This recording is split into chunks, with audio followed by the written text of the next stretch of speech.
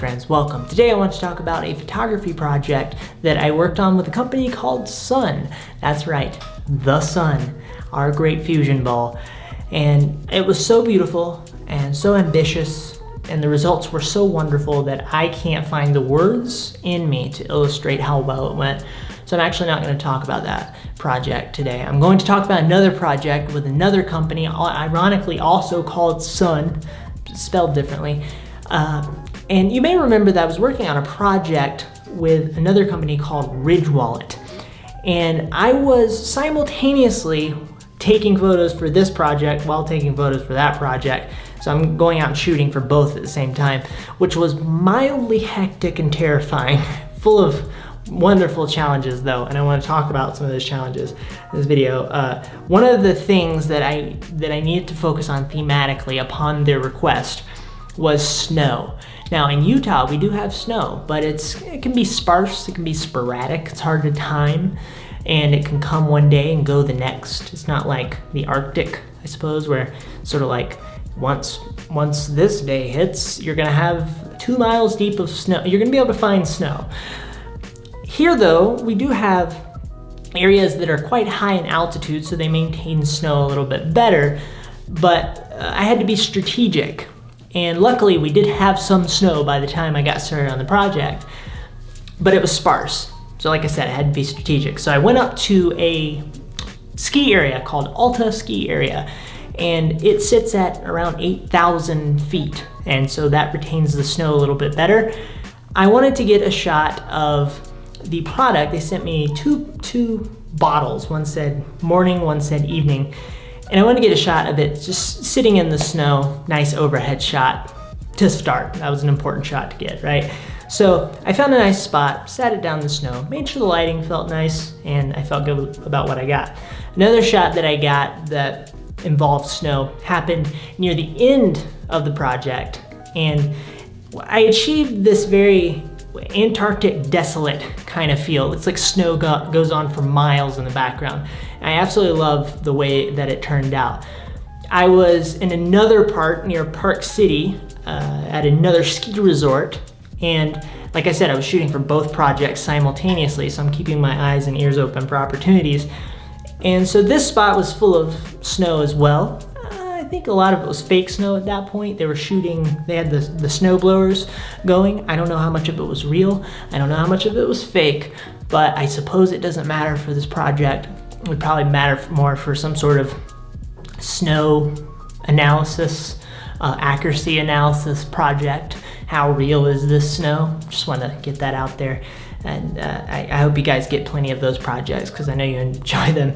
But I sat them down in the snow, and what's interesting about this photo that feels so Arctic and desolate is that it was in a spot where in the background there was a lot going on. There was a ski lift, there was a parking lot, there were cars, there was hotels and mountains in the background with no snow on them, maybe the occasional drug deal. I kid, it was a nice spot. But the reason why it felt this way is because I got down so low and this hill blocked out all of that.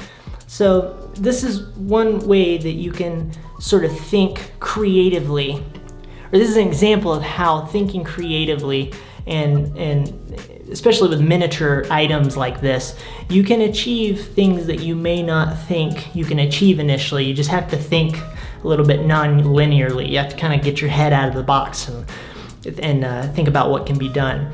There was another spot where I got photos that had not a snowy theme, but a white theme that matched the snowy theme. That is the Great Salt Lake. We're lucky to have that here. It's a very bizarre landscape. There's a giant lake of salt, and the shores have these white sands and, you know, kind of salt all over the place, and lots of bugs and what have you. It can be a not so fun place in certain times of the year in certain areas, but it's beautiful. And also the salt flats are beautiful. I'm sure you've seen plenty of photos and videos of that, and people setting land speed records and this sort of thing. So I sat the bottle down on a rock and had some nice white stuff on the rocks as well. And I think it blended in seamlessly with this snow theme. You have a nice mountain in the background, nice blue sky. Everything feels very open and happy. And I wanted to create I also wanted to pursue a theme of wellness in this, because if you look at their Instagram feed and the type of product that they have, it's sort of going after this calming wellness vibe. And so that was very important to me thematically. Another shot that I got that I felt good about was one that I captured in my apartment. I opened the blinds and had a nice, the nice little blind streaks on the walls. Sometimes I have them in the back of my videos. And so I decided I would get down low, shoot up at an angle at the bottles sitting on an end table with these blinds in the background. Really like how that worked out. Another one, I went to a coffee shop, got these nice balls of light in the background out of focus. You know, it's a little bit ambiguous about where you're at, but it's a nice area, it feels good. I also got a lot of landscape shots, and this pushed me a lot. I learned that shooting into the sun was a really solid idea for creating this sort of dreamy feel, and once again, this wellness kind of vibe. So I got shots involving mountains and trees and, you know, snowy vibe once again. More landscape shots at the Salt Lake, one or two there, I believe. Then I also went to there's another lake called Utah Lake here. It is more south in the valley. It's beautiful, and if you get up on top of an overlook, you can see the entire lake from certain points, and you get these beautiful views. And so I went out there quite a few times and shot the lake, and zoomed in on it, and was able to achieve this very open, beautiful feel. You look at it and you just feel calm. And I think it worked out well, and I sent them different versions of the same scene, some a little wider, some further in, some in the evening, some in the middle of the daytime. And those are some of the ones that I'm the most happy with. It was just a really good spot. Okay, there were a couple of different things I focused on this project that were extremely helpful. One being looking at the world through the eyes of the product. This little inch-tall thing.